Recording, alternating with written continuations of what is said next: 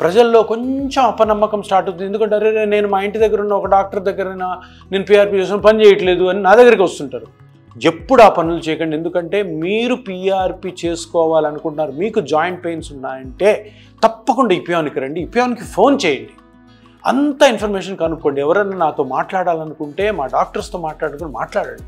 మీరు పీఆర్పీ చేసుకోవాల్సినప్పుడు కొన్ని జాగ్రత్తలు తీసుకోవాలి, కొంత సెలక్షన్ క్రైటీరియా ఉంటుంది, అది చెప్తాను వినండి. ఒక్కటి, ఫస్ట్ పీఆర్పీ తీసుకోవాలనుకుంటే మీరు ఆపరేషన్ వద్దు అనుకొని తప్పకుండా ఆ పీఆర్పీ డాక్టరు చాలా ఎక్స్పీరియన్స్ ఉన్న డాక్టర్ ఉండాలి. ఒక 10,000 కంటే ఎక్కువ మోకాలు చికిత్సలు కానీ, ఇతర షోల్డర్ పెయిన్స్ కానీ, ఇతర జాయింట్ పెయిన్స్కి పీఆర్పీతో ట్రీట్మెంట్ చేసిన డాక్టర్ ఉండాలి. అదర్వైజ్ మీరు చేసుకోవద్దు. ఈ మధ్యనే స్టార్ట్ చేసి ఉంటాడు డాక్టర్, చేసుకోవద్దు. ఇంకొకటి, పీఆర్పీ చేస్తున్న హాస్పిటల్లో ఆపరేషన్లు జరగకూడదు.